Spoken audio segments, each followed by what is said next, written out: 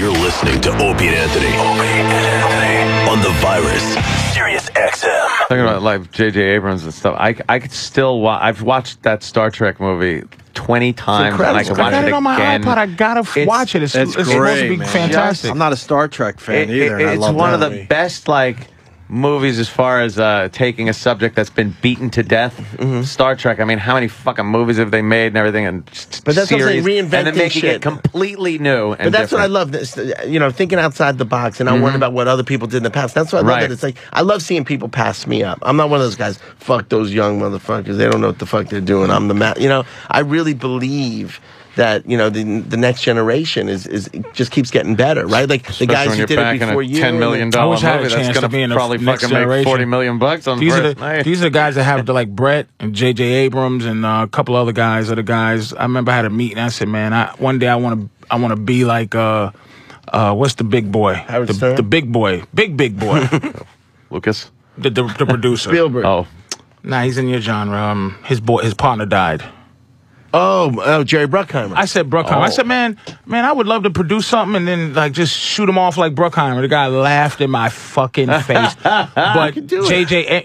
Stop, Brett. J.J. Abrams, yeah, he looked away and shit. He was, you can do it. That's like them fucking aliens. A fucking nigga Bruckheimer ain't gonna happen.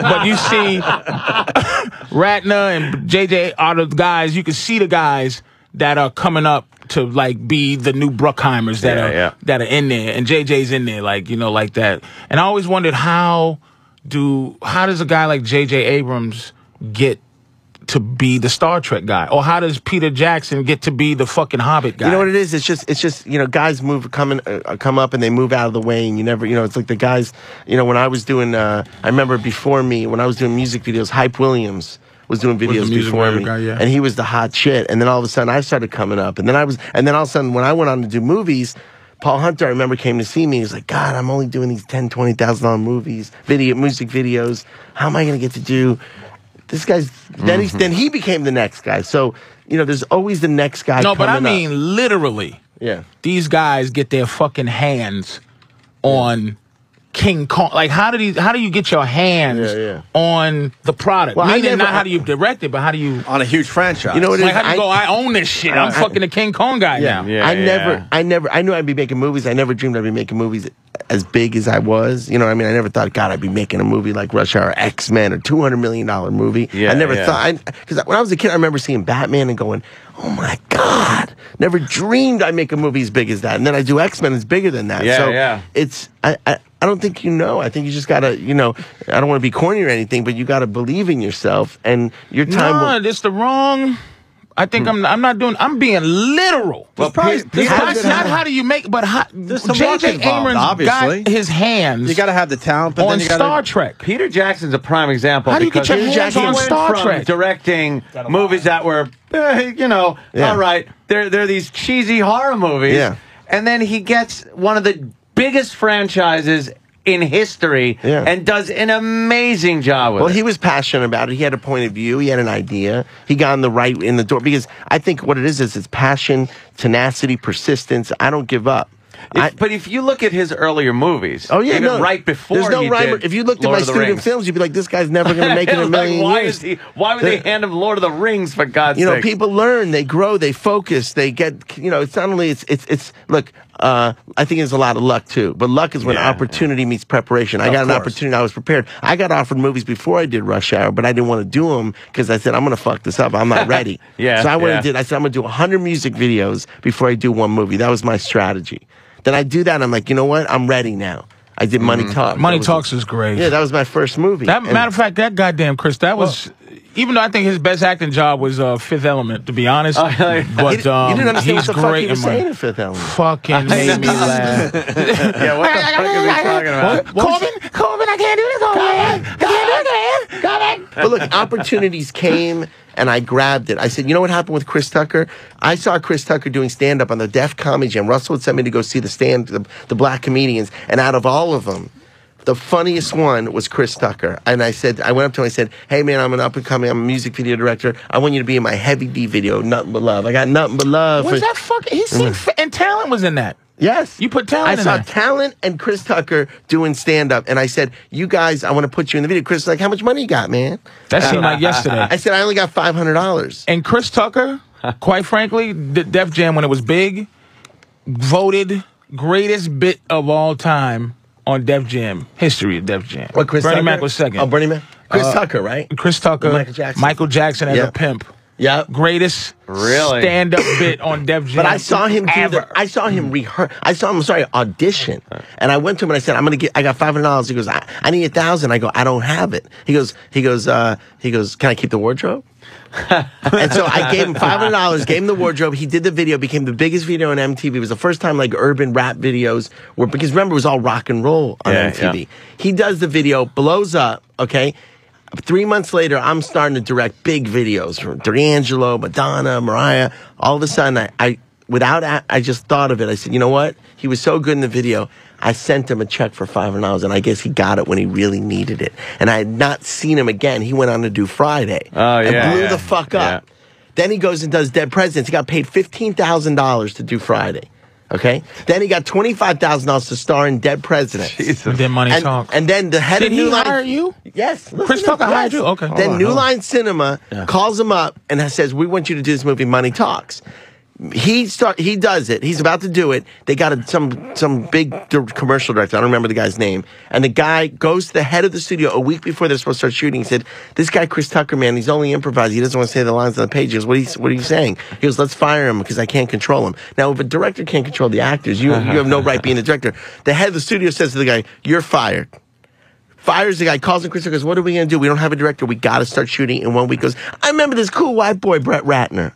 Jesus. Calls me in. They hire me. A week later, I'm shooting my first movie. Now look at that. Now, yeah, that's a little luck, obviously, but you were prepared. But also, I was prepared. But it was also that fact that look, I did the right thing by Chris Tucker. Meaning, I took care of him. I didn't give him the $5 because I thought he was going to become a big movie star and just hire me one day. Yeah. I just said, you know what? He did right by me. I got 10 more videos after that. I was a selfless guy. I said, you know what? I'm going to hook this guy up because he needed the money. I knew he needed the money, and then he blew up, and that's how it is. I'm saying, remember the people on the way up, because if not, you're going to see him back on the way down. That's a good lesson. Ralph Cramden said. Yeah. And doing this radio show. Well, here's the thing. Here's what I need help. I want to make a remake, and I'm dead serious. Which one? I need to remake The Warriors. Oh, yeah? I think they've been working on that for years. Yeah, this guy's going to fuck it up, whoever's doing it. Who's remaking The Warriors? Trying to get a script. They'll make it PC or something, right? No, he wants to do it in Los Angeles.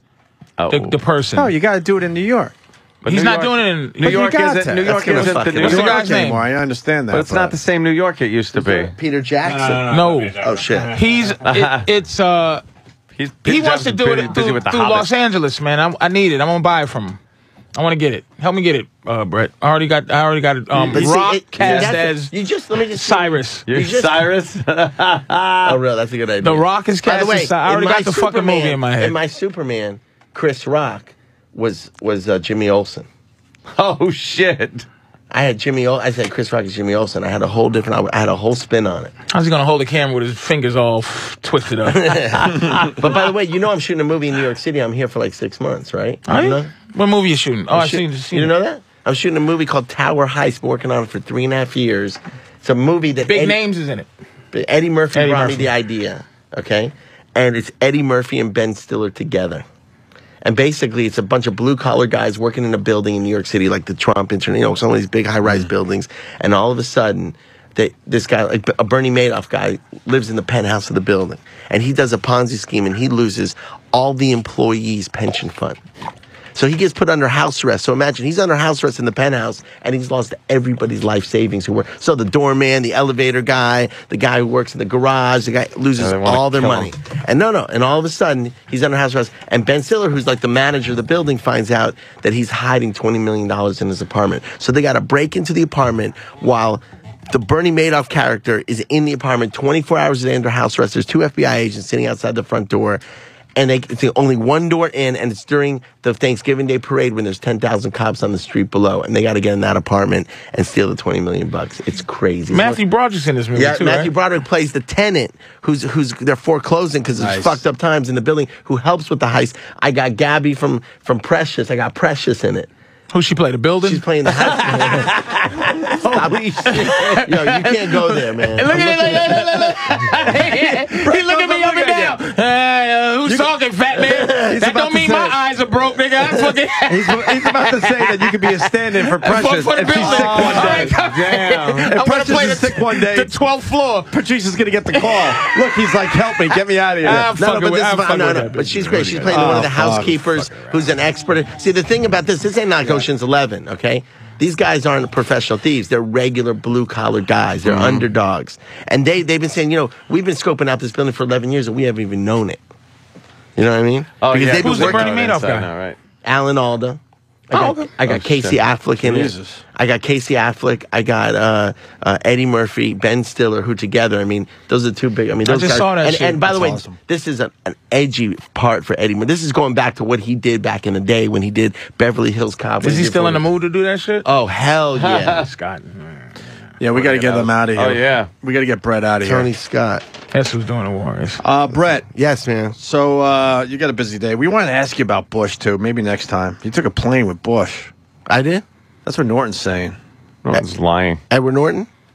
Jimmy Norton. All right. Maybe That I not. took a plane with George Bush? Yeah. No. I had Air dinner. Force One? Oh, wow. Did Norton set us up bad? No, with his father. I was with his father. Okay. Maybe for next time. And Yeah. who's spreading rumors about Serena Williams? That was my girlfriend. You used to go out with Serena. Yeah. Delicious. You're impressed? Patrice Damn. loves 2 years. That was my girl. Wow. Let me tell you something funny. I did Prison Break. I created that show, Prison Break. Right? I literally had to go to prisons just because we were doing research. And all of a sudden, when I go into the main cell block, people are like, yo, Ratner, yo, Brett, yo. And I'm like, how the fuck? God, they watch a lot of Rush Hour in here. And I realized it was because I literally went and started getting closer, and I went in and looked in every cell. I don't want to get spit on and had shit thrown at me. But I was literally walking up to every cell block, and I was shocked. I thought there'd be a picture of Halle Berry, Beyonce. Every single cell had a picture of Serena in that cat. You packing Major Wood, huh? No. For you to fucking, because he wasn't afraid like some white guys. Just you know what's funny? He got a mega wood. That's why I fuck with black people, man. Let me tell you. God damn it! What you packing, a 9? Let me tell you something. fearless. Let me tell you something crazy. Two demos came to me, approached me when I was dating her. Every white guy, okay, Colin Farrell, everybody. Tell me what that's like. Because normally, everyone's like, yo, what is it? Because they're intimidated. I mean, she's scary. It's scary, man. I mean, she's bigger than me, by a lot. And more muscular, right? And but you introduced her to cunnilingus, because them motherfuckers from Compton, they don't eat pussy. He went down, and she's like, oh my Lord, oh my Lord. And then the other one was black girls just started coming up on me. Going, because they were like, if you're taking care of her. But then I started getting heckled at the tennis matches. I'm like, what you doing with my sister, man? People getting pissed off. Fuck them. Yeah, I'm proud of you, man. Black guys are you know who probably introduced like, me? Michael Jackson introduced me to Serena. Really? Michael was staying in my house in Miami for about 3 months, and there was a doorbell ring, and it was Serena. I'm like, and we walk in, she's like, I'm here to see Michael. And I'm like, oh. So he came in, I'm like, hi. How do you make that move? Because he came in with fucking little dude confident like this motherfucker, because nobody comes at him like that. Her. He fucking looked up at her and go, you know what I'll do to you? And she lost it, right? fucking lost it. It's not that. I had to be. Stop fucking. I had to be a friend first for a long time. Oh, you went friend zone. Well, no, I didn't know. I didn't even. But this is what happened. I made one move, and she said, "If you're the last man on earth, Brett, I'm looking me dead in the eye, dead serious, and it ain't ever gonna happen. So don't even try it." When someone says that to me, it's a challenge. I'm going after that. Yeah. Damn. I like when a girl says that. And to he me. went right down on that fucking beady cooch hair. Oh, Brett had munched his way to glory. Fuck, I'm jealous, you motherfucker. He munched his way to goddamn glory. We could talk to you all day, Brett. Damn, man. son of a bitch. I love hanging out with you guys. Thanks for having me. Really, I think people need to see this movie. Skyline tomorrow, yeah. Skyline, go see it, because if you love aliens, if you love going to a movie and getting scared to death and being terrified and having fun in the movie, but more so if you want to see something that is, like when I was a kid and I saw Star Wars, and I'm not comparing to Star Wars. Right. There was a defining moment, because I was like, God damn, look what they're doing. Technologically, these guys are going to a whole other level. Yeah, we were just talking about how amazing it graphics tomorrow, man. It's tomorrow. You better buy your ticket online. I'm fucking retired for about 2-3 months. I'm going to go tomorrow. You got to go tomorrow. Thanks for having me. Brett, thank you. All right, man. My dreams are coming true. Thanks, guys. All right, Brett Ratner, Skyline, in theaters. Check it out. The Virus. Sirius-XM.